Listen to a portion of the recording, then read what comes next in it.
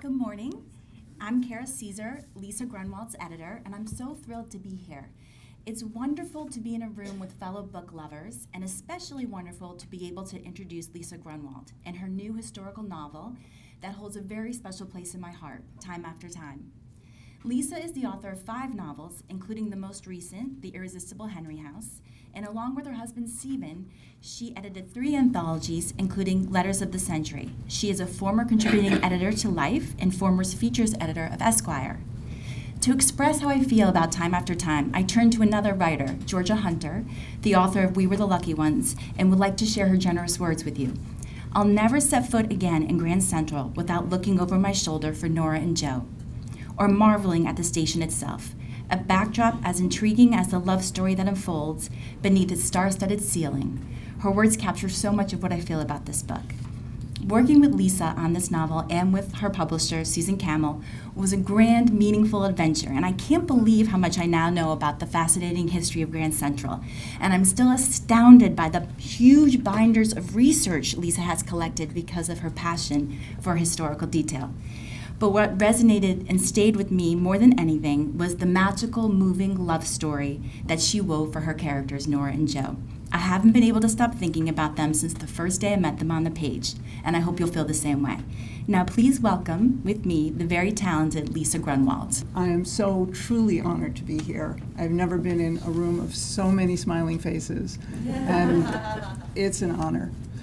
I want to start with my favorite library story, and it happened about quite a number of years ago. I was doing research for a letters anthology that was edited by Susan Campbell, as a matter of fact, and it was a history of the 20th century as told in letters. And I wanted to represent certain key events in history, and especially I wanted to find, at one point, a letter describing Lincoln's assassination. I mean, I figured there's 1,700 people at Ford's Theater. There has to be somebody who saw Lincoln shot and had to have written about it. So I started looking on the internet. I looked in libraries. I found myself in the E457 section, the Lincoln biography section, and I was paging through, and there was nothing. And finally, in exasperation, I looked up at the ceiling and thought there has to have been someone who saw Lincoln shot. And there on the top shelf was a book called We Saw Lincoln Shot. Honestly, I mean, look it up. It's a great book. So it confirmed the feeling I had always had, which is that whatever you need to find, you can find in a library. For this book, Time After Time, I found something in the library that I didn't know I needed, but has changed my life. I found this book. It's called Grand Central. It was written by a man named David Marshall. It was written in 1946. Should hasten to say I did not steal this book from the library, but I checked it out so many times that I ended up buying my own copy.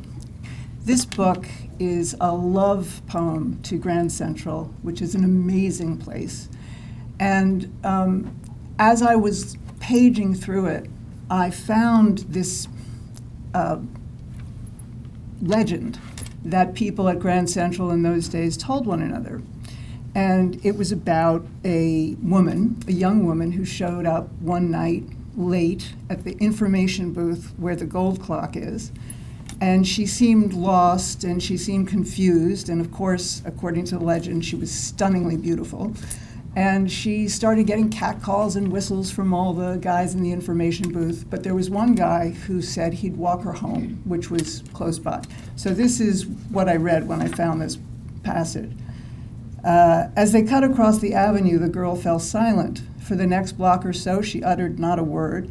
And when he had turned the corner and walked a few yards eastward, the man discovered that she was no longer at his side. So the guy, according to the book, looked everywhere in shadows, in doorways, and got more and more upset until finally he went to the house where she had given the address. And the book says, though it was still the dead of night, he rang the bell. A terrified old woman came to the door. He told her everything. And she replied, it happens this way every year. She was my niece. She was in a gas explosion when Grand Central was being built, and 38 years ago tonight, she died. So I couldn't get this story out of my mind. I mean, who was the woman? What was she wearing? What was she doing at Grand Central in the middle of the night? Who was the guy? What did he do after her aunt told him this? Did he ever find her again? Did he ever look for her again? So that and the romantic setting of Grand Central became the inspiration for this new novel of mine. Most of Time After Time takes place in Grand Central between 1920s and 1940s, although you can probably guess by the title that time is a somewhat fluid concept in the book. The two main characters are named Joe Reynolds and Nora Lansing. Joe grew up as a poor kid in Queens, but in the 1930s he gets a job at Grand Central, and eventually he gets trained to be a leverman, which in Grand Central is a big deal. A leverman is the guy who pulls the levers that move the train tracks, that keep the trains from crashing into one another when they leave and come to the station. It's a very prestigious job, and it's also a job that's essential. So when World War II comes around, he's not allowed to travel, he's not allowed to sign up, and he needs to stay in the terminal. So even though he loves to travel, he longs to travel, he's never ever been anywhere, and he's sort of stuck in Grand Central. Nora comes from a completely different place and time. She grew up in Turtle Bay on the Upper East Side, Middle East Side in Manhattan, wealthy parents. She went to Barnard. She got a flapper haircut, a whole bunch of great flapper dresses, and took a boat to Paris for the 1924 Paris Olympics. She stayed on, worked for an art gallery, came back as an artist, and meets Joe at the Gold Clock at the information booth where the legend took place. Joe and Nora fall into the deepest kind of love, but they have a bit of a problem, and that is that Nora disappears time after time, and Joe and Nora have to figure out why this happens, and that is a lot of the book, is they're trying to figure this out. I'm not going to tell you what they figure out, because that would really kind of spoil the fun, but I will tell you that it involves one thing in particular, and that is a phenomenon, astrological phenomenon some of you may have heard of and some of you may have actually seen, and it's called Manhattanhenge. Excuse me. Manhattanhenge is this wonderful, amazing thing that happens in New York twice a year, where, just like at Stonehenge, the sun lines up perfectly with the canyons of, in this case, the canyons of New York and not the rocks of Stonehenge. So if you stand on any street corner on a particular day and you look west, you'll see the sun perfectly framed within the skyscrapers. It is a stunning, a beautiful sight. It's magical. And actually, it's coming up, this year's Manhattanhenge is coming up at the end of May. So if you can possibly go, and if it's a clear day, you're going to see a sight that you will never forget. So it has something to do with the solution of Joe and Nora's problem, but I'm not going to tell you the rest. Once they figure it out, though, they have another problem, and that is if they're going to stay together, how are they going to stay within the confines of Grand Central and its environs? How do they do that? Funny you should ask. I couldn't answer this question without learning everything I could about Grand Central. And it is an amazing, amazing place. There are 25,000 stars in the ceiling of Grand Central, and the constellation on the ceiling of Grand Central is completely backwards. The marble was quarried in Tennessee, and if you look today at Vanderbilt Hall, which used to be the waiting room, you'll see little indentations in the floor, in the marble, where people were sitting in rows in waiting room style with their feet on the marble, and there are these indents still there where they sat. All of that was true then. But what was true when Nora and Joe were in Grand Central was that there was an art school there, there was an art gallery there was a morgue, there was a preacher who preached, ran a prayer group in an empty train car twice a week. There was an organist who played in the north balcony. And there was a guy an artist who painted in the very upper reaches of the terminal under the roof and had apparently debauched parties there that were promptly covered by the New York Times and the New York Post. It was also connected to the Biltmore Hotel, and that is where Nora and Joe spent a lot of their time. Because as long as they're together, their love affair has to take place in this one place. So at the heart of this novel is the question, how can you keep a love affair alive if you're tied to one space? I'd been working on this novel for about 1.5 years before I realized that I was actually asking myself the same question all the time. I was really writing about my own life. I don't mean that my husband, Stephen, would have the faintest idea what to do in a control room of a tower. In fact, he would freak out and trains would crash and it would not be good. And I don't pretend that I was ever the little spark plug that Nora is.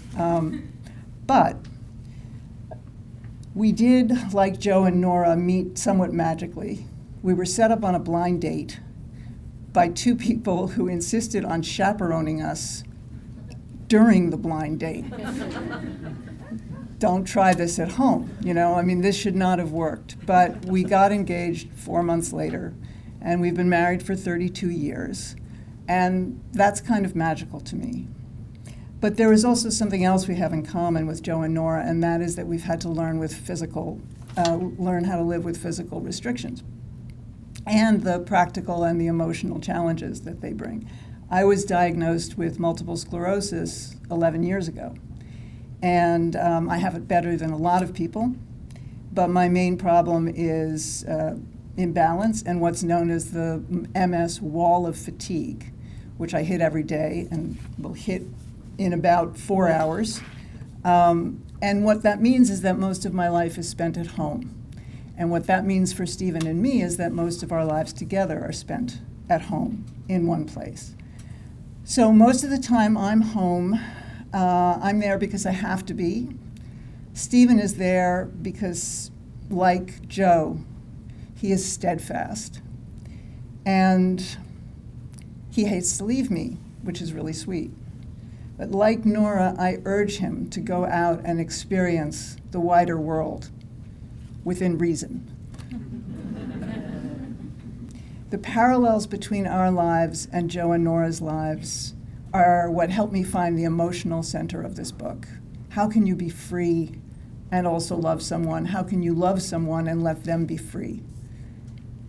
Writers are always told to write about what they know. It turns out, learned a lot about Grand Central, possibly too much, and I learned a lot about Manhattanhenge.